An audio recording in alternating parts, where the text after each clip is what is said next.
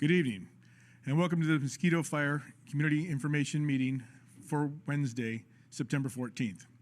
My name is Nathan Judy, Information Officer for California Interagency Incident Command Team 5. With me tonight on ASL is Jackie. This evening, you will hear from members of the Unified Command Team and our cooperators. After the formal briefing, we will answer questions emailed earlier today, and ones that are in the chat we will get to if we have time after the other questions are answered. The fire is currently at 63,776 acres, 20% contained. There are currently 3,655 personnel on this fire.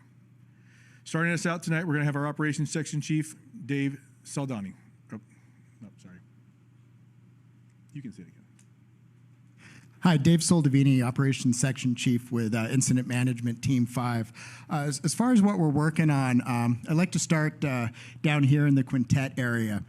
We've had really good success with our containment lines, getting in there, mopping them up, getting in there really feeling, stirring, and drowning, and putting out that fire all along here, coming out to Volcanoville, along the Volcanoville Road, and then out and down into the middle fork of the American River.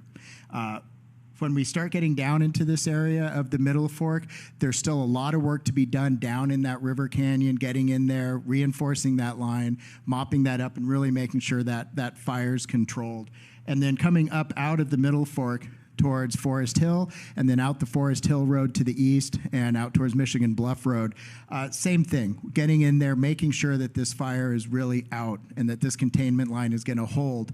And that's a high priority for us because that's how we're going to be able to give our thumbs up and say it's safe to the sheriffs that we're working with for you to get back in there. And so we're daily working with those sheriffs and coordinating what's going on the ground so that we can work towards that end. When you start getting out past Michigan Bluff Road and the Chicken Hawk Ridge area and the Seed Orchard, we're still working with an active fire edge across the entire eastern edge of the fire. And so what we're doing out here is a combination of efforts where we're using what's called a tactical firing operation. And we're putting fire down to create a wider fire break than we could just with dozers or with a hand crew. So if the fire starts coming out of these creeks or the river drainage down here, it has something to run into, lose some steam, and not cross the Forest Hill Road. Where we're really working at right now is where we're going to be coming around out by Robinson Flat and down south towards French Meadows Reservoir, getting that prepared, giving ourselves plenty of time to be successful in keeping this fire as small as possible. When you come down from French Meadows, one of the biggest obstacles we've got is the North Fork of the Middle Fork of the American River. Steep, rocky, nasty terrain. It's just not safe to put people in, and we just don't have the time with the fire spread to really get in there safely and effectively and get that done right now. We're looking at opportunities in the American Hill area to tighten that up, but when you get right down to it right now, we're having to look out here. Coming down into here, we start getting into the middle fork of the American River and being able to bring that down on the south side of the river in here. And we've been coordinating with SPI. We've got a lot of firefighters out there finding ways to start bringing this fire line together, having a really good plan, bringing it down towards the Rubicon River, and done some really good work down here in the Rubicon and found a very improbable place where we're anticipating good success several miles further to the west than we initially anticipated in getting across that river with our line and expecting it to hold, and then tying that into Wentworth Springs Road in the Stumpy Meadows area. Thank you. Thank you, Chief. Appreciate that. Next up, we're going to have our fire behavior analyst, Jonathan Pangburn. Good evening, Jonathan Pangburn, Fire Behavior. So you just heard a great operational update talking about the firing operation and some of the control line and tactics that are going to be in play to try to bring it around to stop that eastward spread. I'm going to start down at the southernmost end in Stumpy Meadows.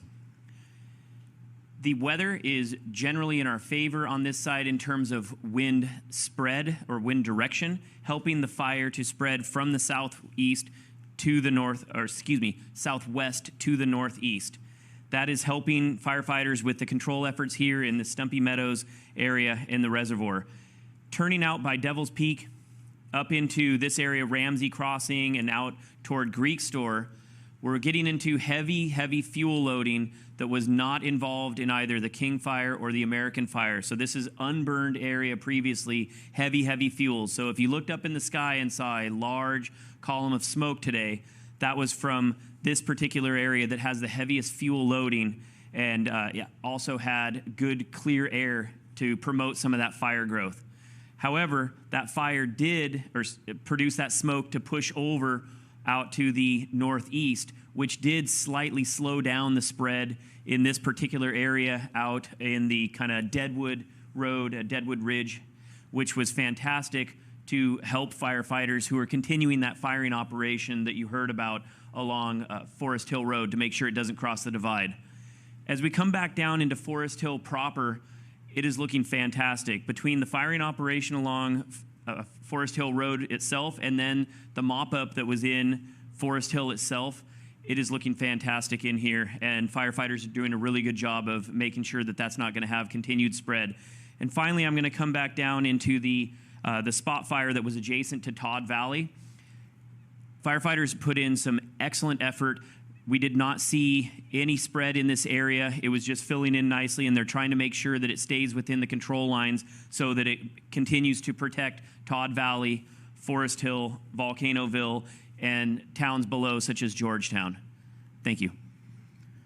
Thank you, Jonathan. Appreciate that. Next up from Placer County, we have Air Pollution Control Officer Eric White.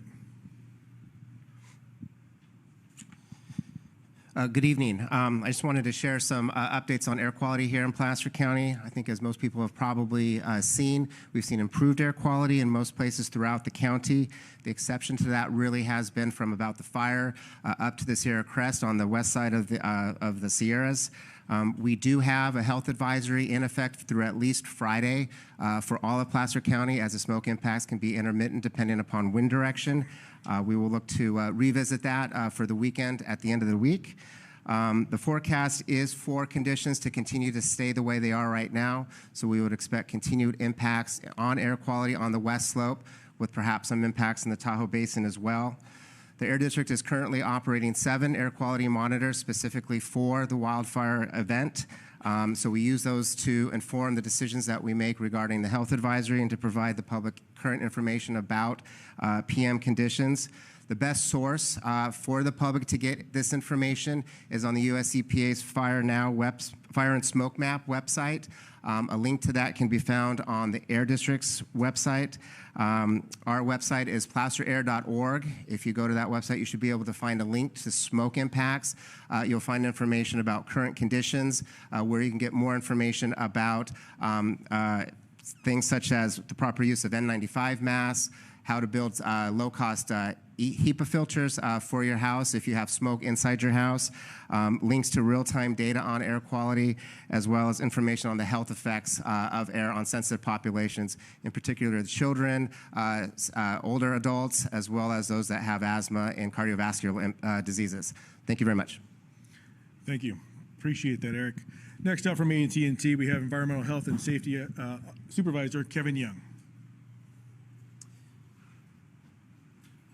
Kevin Young, AT&T. Just want to give a quick update on our facilities and what to expect when you're able to return home, pending no more damage. But starting with AT&T Mobility, our wireless services, you should not expect any outages.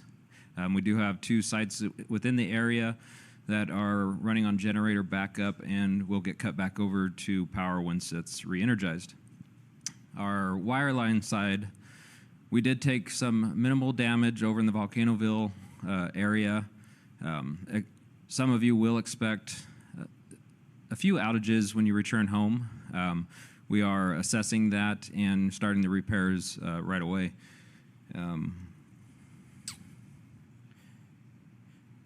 For the Otter Creek School over off of Volcanoville Road, I wouldn't expect any outages there when you're able to reopen as well. And that's all I have. Thank you. Thank you, Kevin. Appreciate that.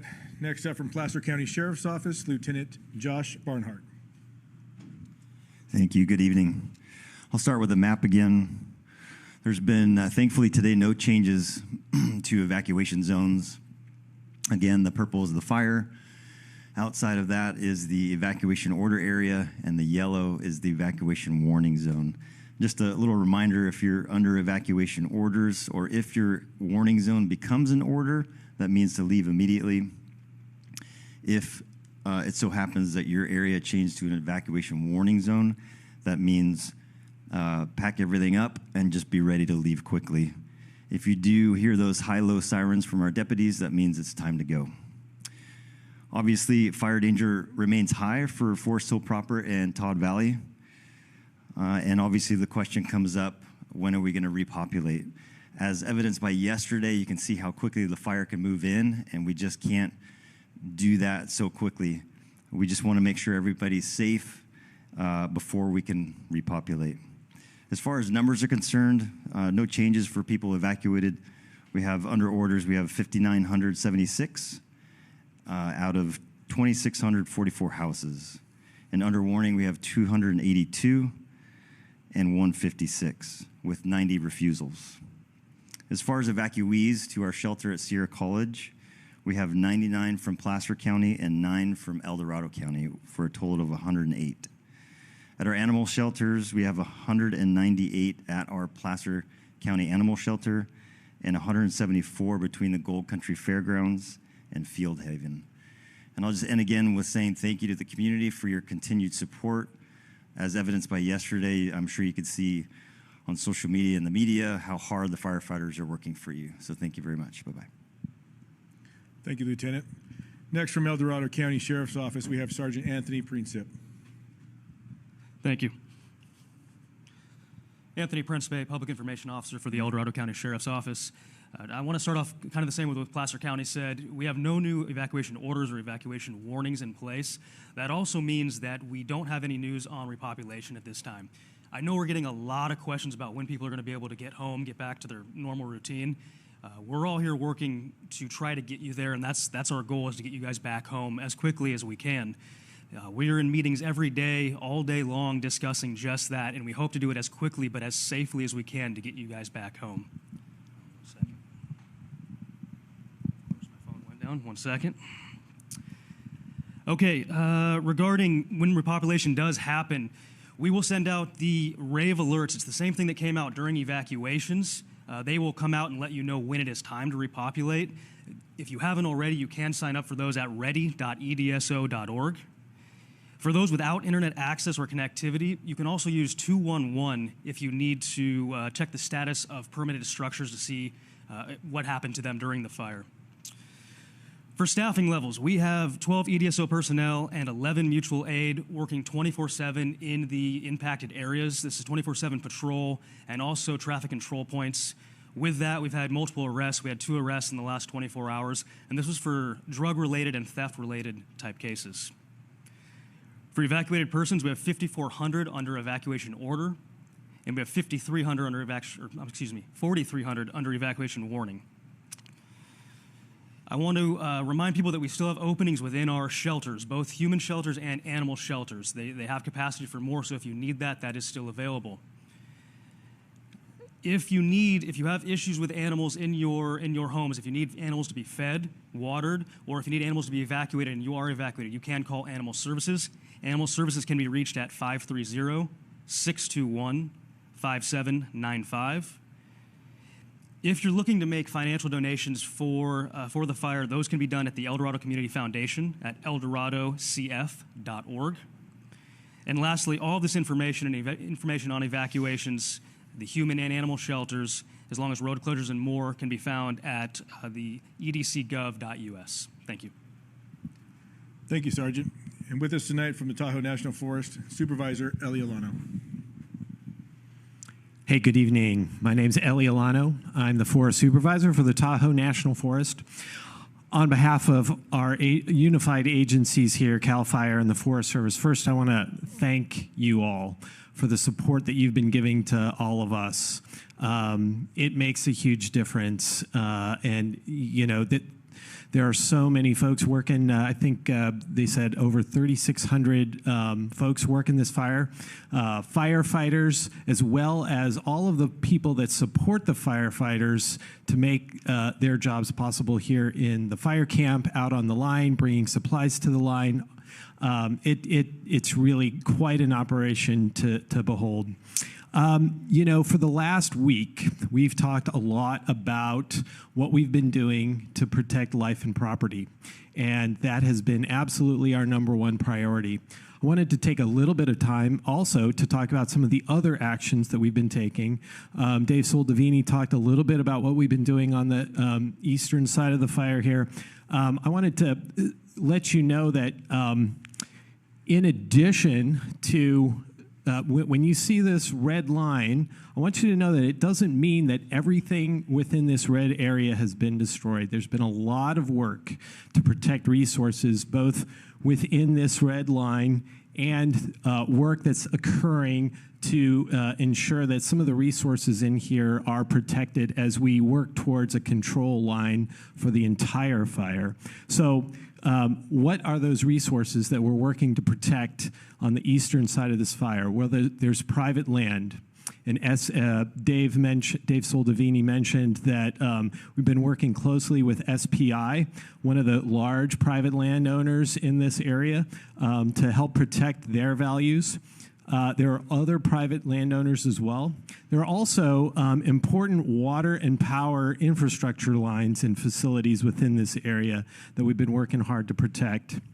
Also, some of you know, and I've seen it in some of the chat, that the northernmost stand of giant sequoias is right here in this area, and we've been working hard to ensure that that grove of giant sequoias is going to be protected.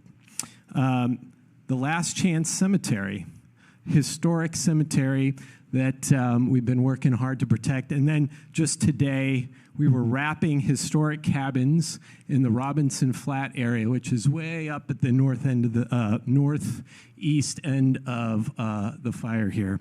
So those are just a couple of things. There are also some tribal resources within this area that we've been trying to protect. So I wanted to let you all know that in addition to all of the work we've been doing on our number one priority, we've been doing other work as well. And thanks to some of the easing of other fires across the United States, we've been bringing some additional resources to help work, firefighting resources to help work and on these outer control lines and to protect those resources. Thanks. Thank you, Ellie. Appreciate that. Next up, we're going to bring our Unified Incident Commander from CAL FIRE, Dusty Martin. Good evening. My name is Dusty Martin. I'm one of the Unified Incident Commanders. So tonight you got a pretty comprehensive briefing from our operations section on what is going around the fire. One of the things I want to talk to you about tonight is the events that occurred yesterday. So yesterday, the fire spotted across the River Canyon. It was nothing short of a true firefight that happened in the Forest Hill area. We mobilized a bunch of firefighters from around the fire to surge into the area. We accessed our local resources that were still in fire stations, amongst many other partners to come in. And one of the things to note is, as was talked here today with operations, is we put contingency lines in. Those lines get put in for the in case of. And yesterday, that was a prime factor. We had contingency lines built in the Forest Hill area, and I can tell you that fire remained within those contingency lines. We gave every effort we had yesterday with as many resources as possible into that area, both on ground and in air. And just as one of the points to think about, with our air resources, in a matter of 3 hours, our aircraft dropped over 220,000 gallons of fire retardant in the area to help that fire as it jumped across the river. Now, that wasn't the only thing that was going on around the fire yesterday as well, as we had a lot of good work that went around the perimeter. And as our operations talked about, as you start seeing some of that black line come in around the map, that is all the hard work that is going on out there by the firefighters around. We heard operations talk about that east side a little bit and the work that's being done out there to try and connect those dots in some of the steepest, ruggedest terrain that is out there between multiple river drainages. And that is a priority for us each and every day. We heard our law enforcement partners tonight talk about evacuations. I want you to know it is our number one priority to get each and every one of you back into your homes. But as yesterday showed us, we have to make sure that the area is secure before we bring you back into your homes. We are doing that every single day and keeping that as one of our top priorities. Life and property has been messaged out to our firefighters every single day with an aggressive, full suppression firefighting tactics. So we continue to do that. We continue to work with our partners, with our utility companies, and as soon as it's safely as possible, we will get you back into your homes. Understand the frustrations. We just need to make sure that it is safe prior to you getting in there. With that, thank you and have a good night. Thank you, Commander. And that concludes the formal portion of the meeting. Next, we're going to go to questions and answer some of those questions that were submitted earlier and through email. We're going to bring back up our, from Placer County Sheriff's Office, Lieutenant Josh Barnhart, with some questions that were submitted to him.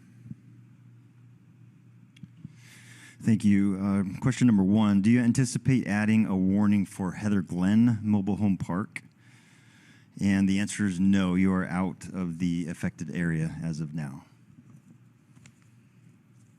Number 2, will I get an alert when I can go home? I did receive an alert for mandatory order to evacuate, and the answer is yes. Once we start notification process for repopulation, you'll receive another alert.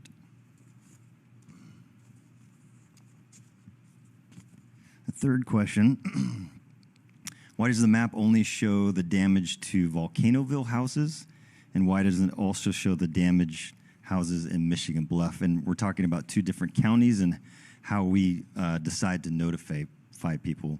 We decided in Placer County to notify the Michigan Bluff residents in person and not put the information on the map just yet. Thank you. Thank you, Lieutenant. Appreciate that. We've got some questions for our fire behavior, so we're going to bring back up Jonathan Pangburn. Good evening. The question, weather-related, is with a chance for upper elevation snow this weekend and a chance of rain in the fire area, will it be enough to aid in extinguishing the fire? Looks like elevation of eastern portion of Mosquito is in the 5,000-foot range, correct. And I'll just take a moment not only to answer this, but to admit I was remiss and did not cover weather in my briefing, so I apologize for that. So I am here now to do so and let you know that over the next few days, we are anticipating similar wind and maybe a little bit cooler temperatures, which will definitely assist in the firefighting effort. Nonetheless, we're going to be seeing that wind persistent out of the southwest, pushing toward the northeast. There is a chance of a system moving into the area over the weekend, possibly as early as Saturday night, more like a Sunday, Monday, Tuesday time frame. And there is not enough model agreement for certainty. However, there is enough that we can put out. The message that the meteorologist has put out to us is there is about a 60% chance of maybe a 1/4 inch over that time frame, which is enough for wetting rain. It's enough to help in the suppression efforts, especially, yes, on the eastern portion of the fire. The snow level, since that was asked in the question, right now, the meteorologists from the National Weather Service are telling us the snow level is going to be about probably more like 8,000, so I'm not quite sure that that's going to help us out there. But nonetheless, we are looking at, in the future, the weather system coming in with stronger winds, still from the same direction, but a little bit of moisture, which will definitely be much appreciated. Thank you. Thank you, Jonathan. We've also had some questions come in for our operations, so we're going to bring back up Dave Saldivini. Hello again. I've got about 7 or 8 questions here, so just be patient with me as I work through them. I tried to get them all grouped together for you. The first couple of questions here is how likely is the fire to reach the Emigrant Gap area? There are also questions that came in about how likely the fire is to reach Alta and the Dutch Flat area, both up on Highway 80. And then conversely, southward travel, how likely is it to get to Bollock Pines or Camino? And while there's a possibility that could happen, and we've seen a lot of really large fire growth in the last few years, I would like to say that there's a low possibility of that happening under our current conditions and what we're expecting to have happen. If conditions do change, that that's something that we'll be communicating out, and we will be doing our best to make you aware of. Moving on. After yesterday's flare-up near Forest Hill, what is the likelihood of the fire continuing to burn southerly enough to spot across the river in new territory to the east and then to charge back up to Volcanoville again, especially in light of the prevailing westerly winds? With a follow-up question, what contingency plans are in place should this happen? So the likelihood of that happening is there, just like the likelihood of having some large fire growth. But what Jonathan was talking about with the fire behavior, that westerly and southwesterly flow will be pushing the fire and the embers, and I'll be covering spot fires here in a bit. There's a question on that as well, away from Volcanoville and away from that area, which will be less likely to allow what we call alignment, where everything comes together in a perfect storm to push fire back towards Volcanoville. So I'm going to put that in the low category, but something we're aware of. And so when you ask what contingency plans we have in place, we have a large group of heavy equipment and fire behavior experts putting in lines in areas and reducing fuels. So if something like this does happen, we'll be in a better position to control the fire when it's moving or to limit that fire behavior as it comes into the area, so we'll be able to get in there and save homes. Okay, so now the next question is, what protections from the Mosquito fire are in place or being put in place for Todd Valley Estates? So the short answer there is several. Yesterday, when we had the spot fire just to the east of Todd Valley Estates, there was already dozer line that had been put down from the Forest Hill Divide towards the Middle Fork. We have redundant dozer lines going to the west, as well as east-west lines that have been put in there to create containment should we have a spot fire in that area again. And again, reducing fuels along those, so if there is a spot fire, making it so more firefighters can be in there safely to protect your homes. Next question, has fire gotten to King Fire Scar? And right down around Stumpy Meadows and a little to the west of it, it has bumped up against that scar. I was up in a helicopter day looking at it. But as you start coming to the east and you start crossing over the Rubicon, it's not quite there yet, but it is close. And one of the nice things with that is with that fire scar, it's giving us a lot of opportunities to make good fire line that's going to hold. Next, can you explain what exactly the percentage means and how high the percentage has to be when we are allowed to go home? So percentage or containment, just to start there, containment means that the firefighters that are out there are telling us that, hey, we've got this line in, we have fire to the edge of it, and we have mopped that fire up to the point where we are confident that this line has a good chance of holding under the current conditions. And we know what the current conditions have been with those southwest winds and things getting dry and hot. And so having spent most of my career out there, that's like your calling card saying like, hey, I did my job. And this is looking good right here. So that comes up to us, and we put these black lines on the map. And what we do is we just look at the fire perimeter, and what has a black line versus what has a red line is that percentage of containment that's being talked about. Now, as far as repopulating into an area, containment doesn't have to specifically do with deciding to repopulate an area. First and foremost, that choice is going to be made by law enforcement, by the county sheriffs. And I alluded to it earlier that we have a daily meeting where we discuss this. When you come back in, things we're looking for is your safety. First and foremost, when you get back into your house, is it safe for you to be there? We have one person that we're working with has a story about a child going out and falling into a burning stump hole. We don't accept that. So we're looking at your safety from the fire point of view. We're looking at your safety from propane, from electricity, from gas services. So in that repopulation meeting, we have public utilities, PG&E, and all of these people who have a stake in ensuring that it's safe for you to get back into your house when we say, yeah, let's go ahead and repopulate. It can be a time-consuming process, but it's something we want to get done right. And conversely, one of the things we really want to avoid happening is letting you back into your homes and then having to ask you to evacuate again in short order. So that's what goes on with that repopulation decision. It is an ongoing process with lots of people communicating on a daily basis to get you back as soon as we can. And then last but not least is a fire behavior question. Can you explain spot fire and jumping behavior more?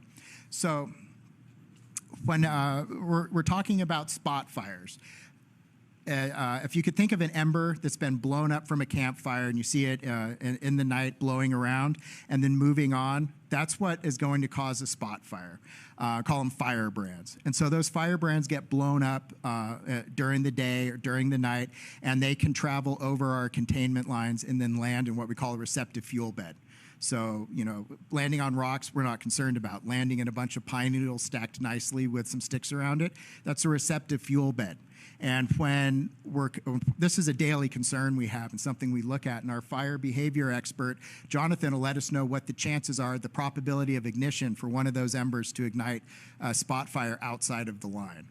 So that's what we mean by spot fires, embers that are, or firebrands that have come up off the fire and go out. And with a fire like this, we can have spot fires a mile or more ahead of the main fire being carried by those winds. So we're aware of that, and that's something we're looking for. We have air attack platforms up in the air, keeping eyes on the fire from above to catch these things small. And we also have lookouts looking for that type of stuff. The jumping fire behavior in the second part of that question, for the fire jumping the line. Sometimes that can just be a short range spot across the line so that you have fire just right there, right off your fire line where you already have firefighters. But it can also be where you have fire line, and where I was talking about up here, this firing operation, when the flaming front comes up, it doesn't have space to cool down and to die out. So it's enough heat that it just keeps pushing clean through that fire line, crosses to the other side. And so that's when the fire would jump the line. I hope that answers your questions clearly. One more question for you, Dave. I've got one more question. How likely will fire reach more eastward towards Loon Lake, Rubicon Trails, Homewood, South Lake Tahoe? Oof, we've got a lot of places there. So let's start. South Lake Tahoe's way off the map. I'd like to put that in the very, very low category. And in South Lake Tahoe, coming up to Homewood, very, very low category. Coming on to Rubicon Trail, that is an east-west road that starts at Loon Lake, which is right here on this map, and then goes off towards Lake Tahoe. On the spot right now, I don't think I can give an honest answer, but definitely there's not a high probability of that happening. It's less than that. And to give a thoughtful answer, I would have to confer with some other folks about that. And I apologize for not being able to do that. And then with Loon Lake, it's going to be the same thing. That's right here. It's not likely. It's not a high probability it's going to get here. But to really give a thoughtful answer, I would need a little more time and to confer with some experts on that one. So I apologize for not being able to give a better answer. Thank you, Dave. We really appreciate you answering those questions that were submitted online and the ones that were submitted in the chat. We want to make sure we're answering your questions for you. So that was the questions we've had for tonight that we couldn't answer in the chat.